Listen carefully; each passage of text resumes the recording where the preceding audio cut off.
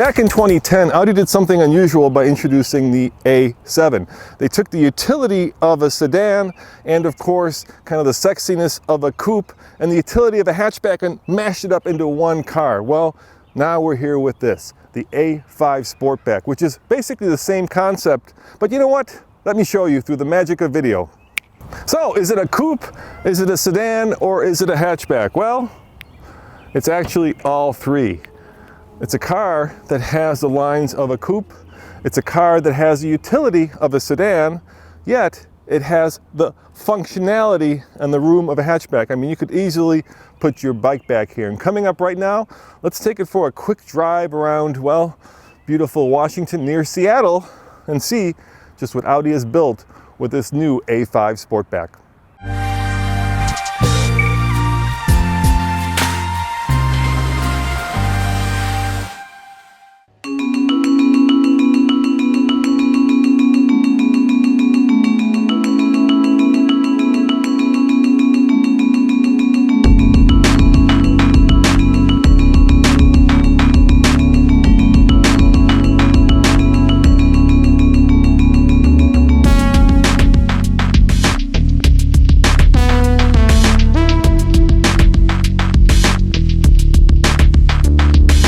Here's what really makes this Audi A5 Sportback special. It's of course this profile. Think of this as an A4 mashed up with an A5, but with 4 doors and of course a hatchback. It is lower than an A4 and of course it is a lot sexier than both an A4 and an A5, at least from my point of view. Now of course this is basically an A4 with a much sexier body placed on top of it. But because you have 4 doors and you have the Sportback, these front doors are relatively short. So normally in a coupe, the A5, you'd have these long doors which make for easier ingress, basically getting in and out of the car easier. With this car, because you have 4 doors, they're relatively short. It's a little trickier to get in and out. But let's find out just how fast it is. So I'm gonna floor it, and then you guys decide how long this takes. And there's 60. Audi says that should take about 5.7 seconds. And I have to agree with them. When we get the car back to Colorado, we'll of course take it on our test track and do some proper testing. Under the hood of the A5 Sportback is the same powertrain that you'll find in the A4. This is a turbocharged 4-cylinder that puts out 252 horsepower and 273 pound-foot of torque.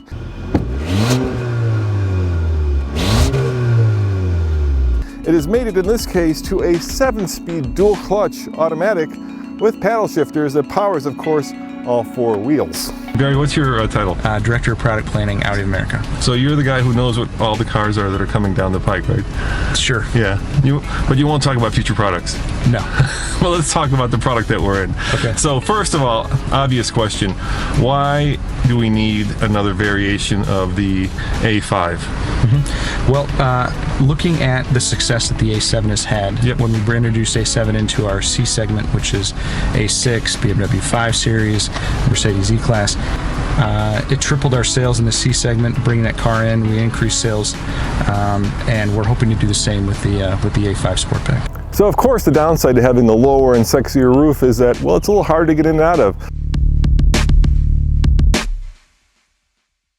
It's the same chassis basically as an A4, so let me get in the back and see how much room I have when I'm actually sitting in the back of the car instead of the front of the car.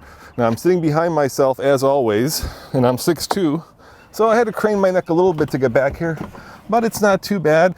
And if you look, I've got okay knee room, I've got okay headroom. You know, it's not a place I want to take a road trip, but sitting in the back of this car is more comfortable than you would think with a car with a roof line this low. 27 mpg combined, which is, rather remarkable for a car that's capable of 0 to 60 in just over 5 seconds and 130 miles an hour on the Autobahn.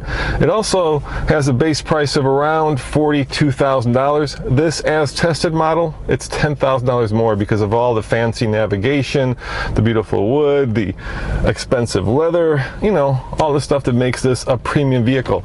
Yeah, I mean, the beauty of this car, of course, is that you've got the utility and functionality of the A4 with kind of the sexiness of the A5 Coupe, right? So you're combining a coupe with a sedan and coming up with something completely different. Yeah, that's true. We've taken the wheelbase from the A4, applied essentially the lines from the A5 Coupe to offer a very dynamic yet functional design for a customer that wants to stay out of an SUV. Yeah, and last night you had this product presentation and you had the designer talk to us about kind of what went into this in terms of design, and the interesting picture was he actually had a picture of the current A5 hatchback, right? And it just looked too short and kind of squatty. It didn't have that kind of sexy, stretched out look that this car has. And that was really important. If you were to just take an A4 and add a Sportback hatch onto it, it wouldn't look right. You need the coupe lines to make for a proper styled car. And I think, but the flip side of that is you needed the A4 wheelbase in order to get the functionality, rear seat leg room, cargo space, and things like that. So you really had to take both of those two elements to make a fantastic car. And that's something we learned in A7, and we obviously are applying it here in the Sportback.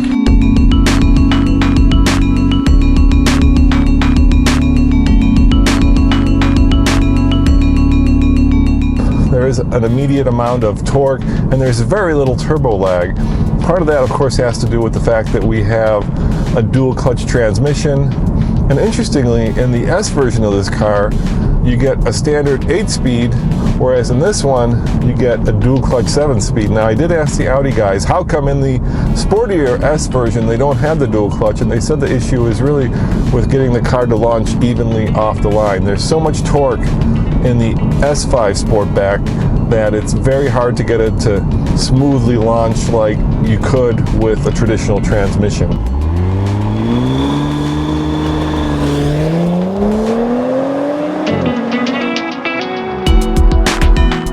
In terms of the way that it drives, the way that it handles, if you liked the A4, you're going to love the A5 Sportback. It's very similar.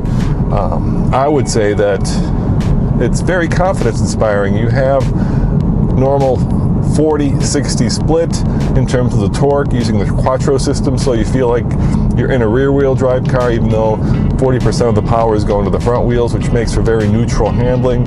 You also have kind of that all-weather capability and confidence because you know that all four wheels are getting power all the time.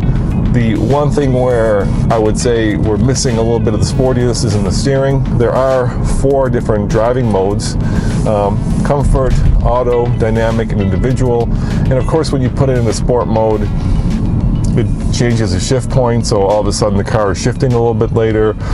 It also kind of heavies up the steering, but heavier steering doesn't necessarily mean more communicative steering, and that's really where electronic steering falls down. Of course, one of my favorite features in any new Audi is the configurable display and Google Maps navigation. That is just, well, it is just so tomorrow.